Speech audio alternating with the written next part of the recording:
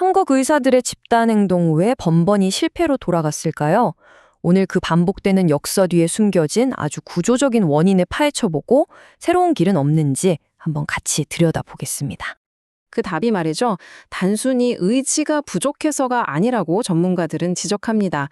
훨씬 더 깊은 곳에 바로 그 전략과 구조 자체에 문제가 있다는 건데요. 자, 그 핵심으로 바로 들어가 보시죠.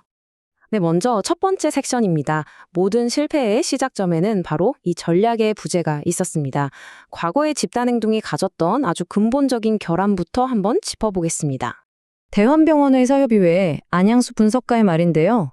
과거의 행동들은 그저 싸움을 위한 싸움이었을 뿐 진짜 가장 중요한 목표인 협상력을 만들어내는 데는 실패했다는 아주 뼈아픈 지적입니다. 그러니까 협상력이라는 게 뭐냐면요. 나만 아픈 게 아니라 상대방도 아파야 이거 안 되겠다.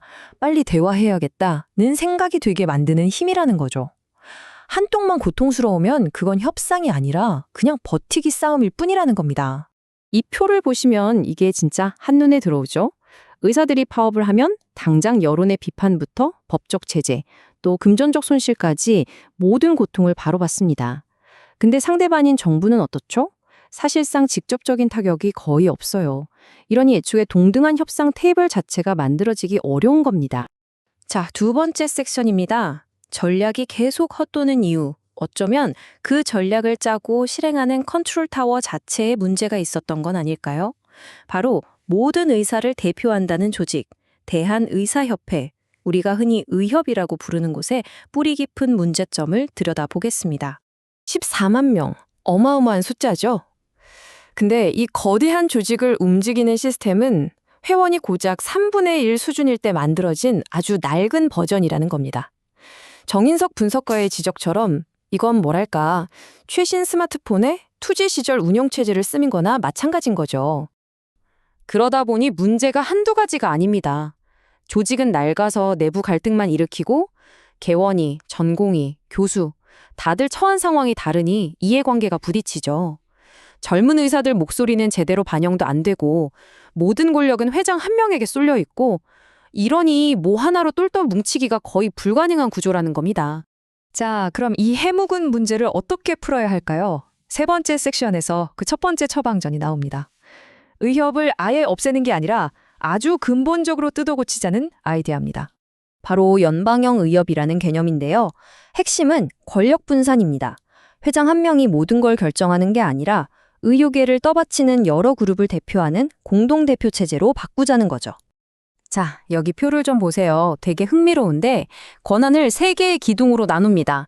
개원회, 전공회 같은 직역 대표의 가장 큰 힘, 무려 60%를 주고요. 학회 같은 전문가 그룹과 지역 의사회의 나머지 권한을 나눠주는 방식입니다. 다양한 목소리를 골고루 반영해서 내부 합의를 이끌어내자는 거죠. 근데 말이죠. 이렇게 조직 내부를 잘 뜯어 고친다고 해서 과연 근본적인 문제가 해결될까요?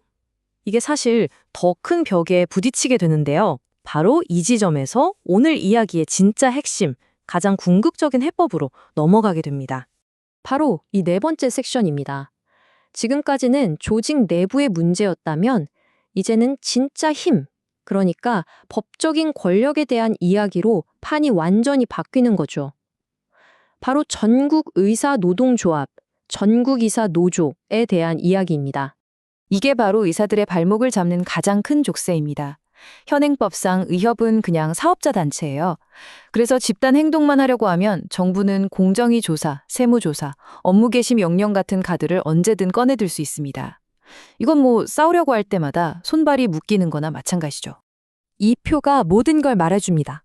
왼쪽의 의협은 사업자 단체라 온갖 법의 규제를 받지만 오른쪽의 노동조합은 어떻습니까? 헌법이 단결권, 단체 교섭권, 단체 행동권, 이 노동 3권을 보장해줍니다.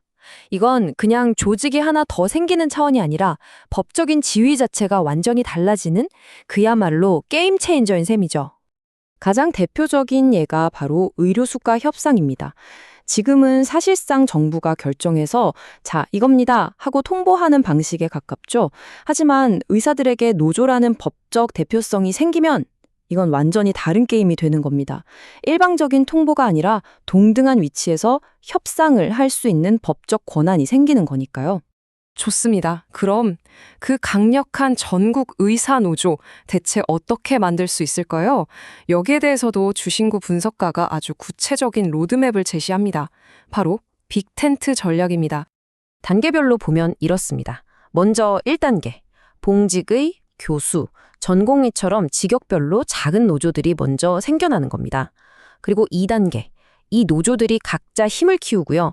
마지막 3단계에서 이 모든 조직을 하나로 묶는 거대한 빅텐트, 즉 단일 전국 의사노조를 탄생시키는 상향식 접근법을 제시하고 있습니다. 결국 이 모든 이야기의 종착점은 이 문장 하나로 요약될 수 있을 것 같습니다.